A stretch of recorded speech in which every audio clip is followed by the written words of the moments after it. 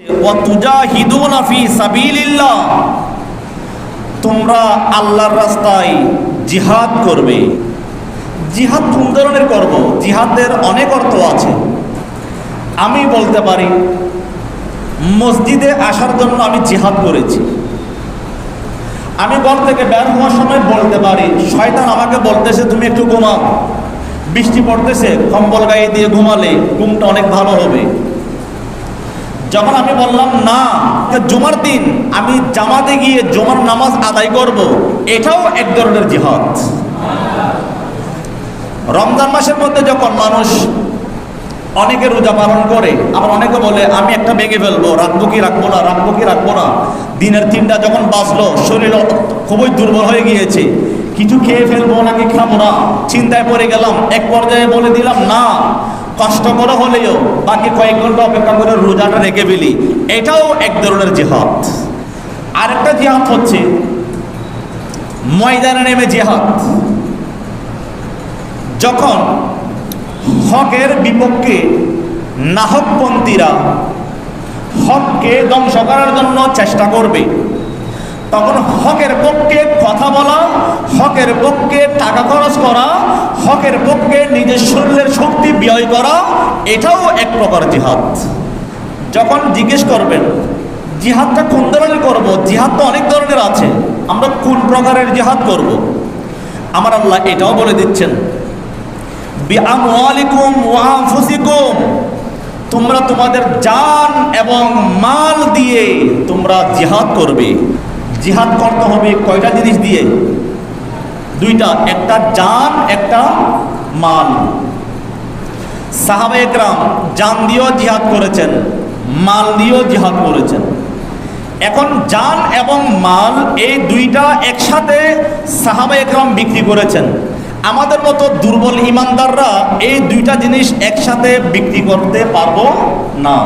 কারণ আমাদেরকে যদি বলে এইদিকে জিহাদ হচ্ছে কাফের আর মুসলিম, জান দেওয়ার জন্য প্রস্তুত কে কে আসো, তখন বলবে আচ্ছা আমি এখানে আসি, আরেকজনকে নিয়ে যান। মাল দেওয়ার জন্য প্রস্তুত কে কে আসো, তখন বলবে আমি এত কষ্ট করে মাল উপার্জন করলাম, এটা যদি দিয়ে দিই আমার কি হবে। এই জন্য দেখবেন অনেক সময় মসজিদের দান বক্সে অনেক ভালো ভালো মানুষ দান করার সময় বাড়ি থেকে হিসাব করে আসে আমি কোন টাকাটা দান বক্সে দেব।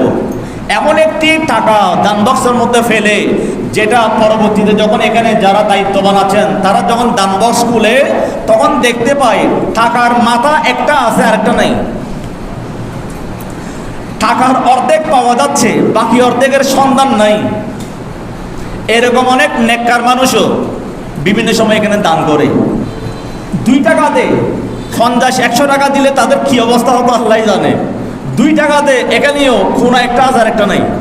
মানে যেই টাকাটা দোকানে দিলে দোকানদার দৌড়াবে, যেই টাকাটা গাড়ির ড্রাইভারকে দিলে ড্রাইভার নিতে চাই না, সে টাকাটা আল্লাহর কাছে একেবারে নিরাপদ স্থানে দিয়ে দিচ্ছে। আল্লাহ তাদেরকে বুঝার তৌফিক দান করুন।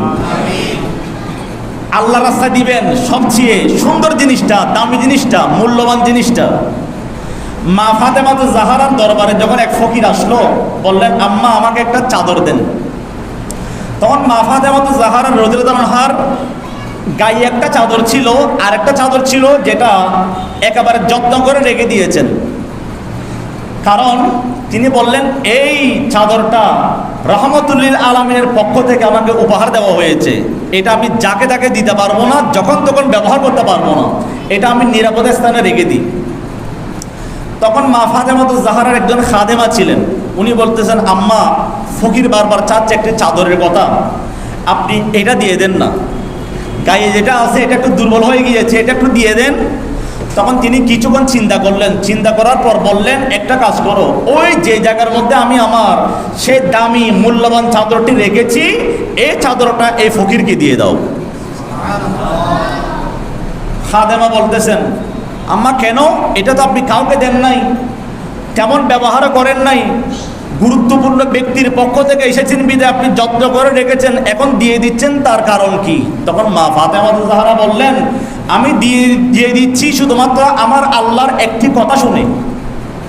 কোরআন পাকের মধ্যে আমার আল্লাহ একটি কথা বলেছেন লান তানালুল বিররা হাত্তা তুনফিকু মিম্মা তুহিব্বুন। তোমরা যদি আল্লাহর পক্ষ থেকে উত্তম নিয়ামত পেতে চাও তাহলে তোমাদের পছন্দের জিনিসটা আল্লাহর রাস্তায় দান করে দাও। তখন তিনি বললেন, আমি আর পছন্দ, দুইটা চাদরের মধ্যে পছন্দনীয় চাদর হচ্ছেন যেটা রেখে দিয়েছি সেটা। আল্লাহ যখন বলতেছেন আল্লাহর পক্ষ থেকে উত্তম নিয়ামত পেতে চাইলে পছন্দের জিনিস দিয়ে দাও, সেজন্য আমি আমার পছন্দের জিনিসটা দিয়ে দিলাম।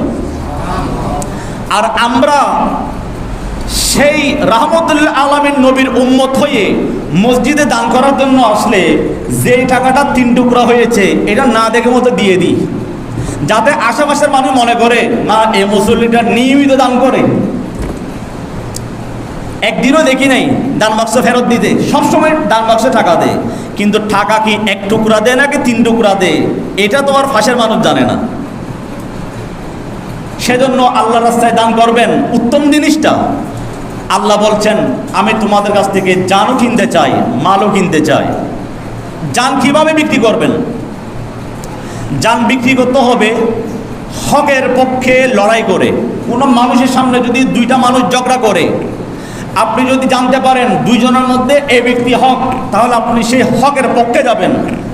যদিও বা বিপক্ষের মানুষটা শক্তিশালী, তারপরে আপনি হকের পক্ষে যাবেন, এটাও এক প্রকার জিহাদ। নাসাই শরীফের মধ্যে একটা হাদিস শরীফ আসছে, সিহাসিতার অন্যতম কিতাব। যখন আমার নবীর কাছে জিজ্ঞেস করা হয়েছে, ইয়া রাসূলুল্লাহ সর্বোত্তম জিহাদ কোনটি, তখন আমার নবী স্পষ্ট ভাষায় ঘোষণা দিয়েছেন, আফদালুল জিহাদি কালিমাতু হাক্কিন ইনদা সুলতানিন জায়ের। অত্যাচারী সুলতান, অত্যাচারী শাসক, অত্যাচারী নেতা, অত্যাচারী বাদশার সামনে সত্যিকারের স্লোগান দেওয়াটাই হচ্ছে সবচেয়ে বড় জিহাদ।